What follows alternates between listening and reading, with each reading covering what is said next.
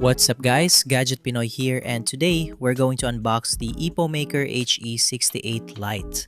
So basically this is a 65% Type-C wired Hall effect gaming keyboard. As you can see, the box is very compact because of the 65% layout. The switches are Hall effect magnetic, and you can even adjust the actuation point using their software. It also features an 8000 Hz polling rate and a customizable RGB backlight. On the side of the box, you'll find the EPOMAKER logo and a QR code to scan the product. On the other side, there's some text about the keyboard, and at the back, you'll see pictures of the HE68 Lite itself. When you open the box, the first thing you'll see is the user manual, which is handy if you're not familiar with the keyboard's functions. Next, we have the keyboard itself, but let's set that aside for now and check out the accessories. Inside, you'll get a switch and keycap puller, a USB Type-A to Type-C cable since this is a wired keyboard, not wireless, a few extra switches, some screwdrivers, and even some laces for the keyboard sides. Now let's take a closer look at the keyboard itself. The HE68 Lite has a two-tone color scheme, orange and black. It feels lightweight and has a plastic build, but the design looks really cool and compact. On the back, you'll see the 68 logo, and from the sides, you can appreciate just how slim and space-saving the layout is.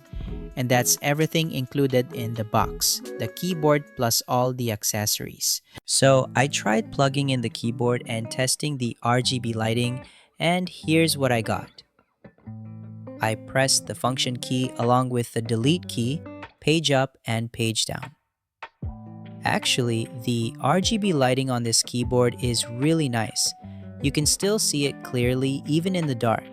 The lighting is very customizable. You just press function plus page up to cycle through the different lighting effects available on the keyboard. There are a bunch of lighting modes to choose from, and honestly, they all look great. I can clearly see the letters on the keycaps even with the lights on. So now I grabbed my keycap puller and checked the keycaps. They're made of really nice PBT material, very durable and not prone to fading. Definitely high quality stuff. I also pulled out the switches. Yup, these are magnetic switches and you can adjust the actuation point.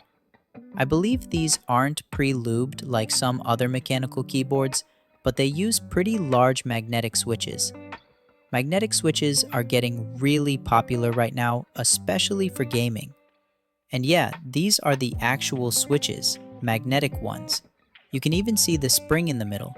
It feels very responsive.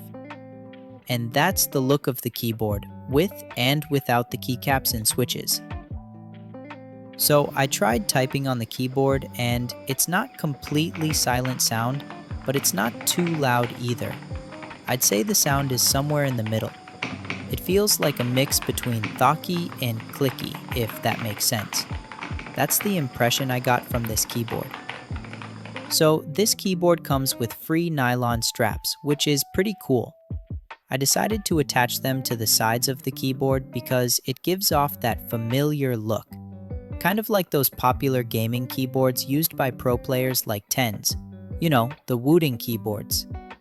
Now, I'm going to try putting them on. I've got some binding screws to secure them, and they even included a free screwdriver, which makes it easier to attach the straps to the sides of the keyboard. At first, it was a bit tricky to attach.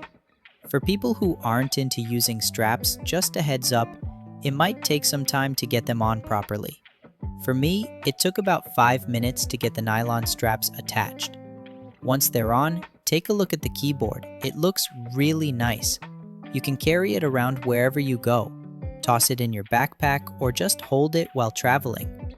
And yeah, having those nylon straps on the sides gives it that familiar pro gamer vibe. Pretty sweet, right? So that's it guys. If you're thinking about grabbing one, I've dropped the link in the description below. Go check it out.